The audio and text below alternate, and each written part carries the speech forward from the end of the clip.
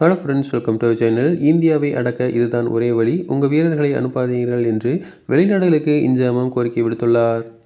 ICC 2025 champions trophy cricket தொடர் பாகிஸ்தானில் நடைபெற்று வருகிறது. அதில் நடப்பு சாம்பியனாக சொந்த மண்ணில் களமிறங்கிய பாகிஸ்தான் ஒரு போட்டியில் கூட வெற்றி பெறாமல் மோசமான உலக சாதனை படைத்து பரிதாபமாக வெளியேறியது. மறுபுறம் பாதுகாப்பு பிரச்சனைகளால் பாகிஸ்தானுக்கு செல்லாத இந்தியா தங்களது போட்டிகளை துபாயில் விளையாடி செமிஃபைனலுக்கு தகுதி பெற்று அஸ்தியுள்ளது. முன்னதாக துபாயில் விளையாடுவதால் இந்திய அணிக்கு ஏற்றுக்கொள்ள முடியாத சாதகம் உருவாகியுள்ளதாக கடுமையான விமர்சனங்கள் எழுந்துள்ளன. மேலும் 2024 T20 உலகக்கோப்பையிலும் இந்தியா விளையாடும் செமிஃபைனல் போட்டி கயானாவில் தான் நடைபெறும் என்று ஐசிசி முன்னதாகவே அறிவித்தது. இதுபோக 2023 ஆசியா கோப்பையிலும் பாகிஸ்தானுக்கு சென்று விளையாடாத இந்தியா தங்களது போட்டிகளை இலங்கையில் விளையாடியது. அப்படி இந்தியா தங்கள் விரும்பும் விஷயங்களை மற்ற நாடுகளுக்கு கேட்காமலேயே செய்கிறது.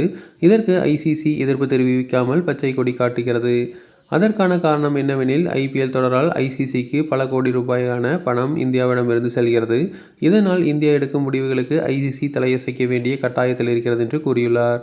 இந்த நிலையில் வெளிநாடு அணிகள் தங்களுடைய வீரர்களை ஐபிஎல் தொடரில் விளையாட அனுப்பக்கூடாது என்று முன்னாள் பாகிஸ்தான் கேப்டன் இன்ஜாமம் உல் ஹக் தெரிவித்துள்ளார். அதுவே இந்தியாவை அடக்குவதற்கு ஒரே வழி என்றும் அவர் மறைமுகமாக தெரிவித்துள்ளார்.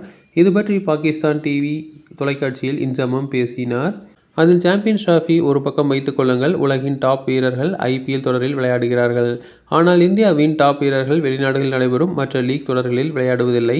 எனவே வெளிநாட்டு அணிகள் வாரியங்கள் தங்களுடைய வீரர்களை ஐபிஎல் தொடரில் விளையாடுவதற்கு அனுப்பாமல் நிறுத்த வேண்டும் என்று கூறியுள்ளார். உங்களது வீரர்கள் நீங்கள் ஐபிஎல் தொடரில் விளையாட அனுமதிக்கவில்லை என்றால் அதையே மற்ற வெளிநாட்டு வாரியங்களும் பின்பற்றுவார்கள். இத்தனைக்கும் பாகிஸ்தான் அணி தற்போது அடுத்த தோல்விகளால் பாதாளத்தில் தவிக்கிறது. அப்படிப்பட்ட சூழ்நிலையிலும் தங்கள் அணி முன்னேற்றவர்கள் கவனம் செலுத்தாத பாகிஸ்தானியர்கள் இந்திய சாய்ப்பதில் கவனம் செலுத்துவது குறிப்பிடத்தக்கது. தொடர்ந்து இது போன்ற செய்திகளுக்கு எங்கள் சேனலை சப்ஸ்கிரைப் செய்யவும்.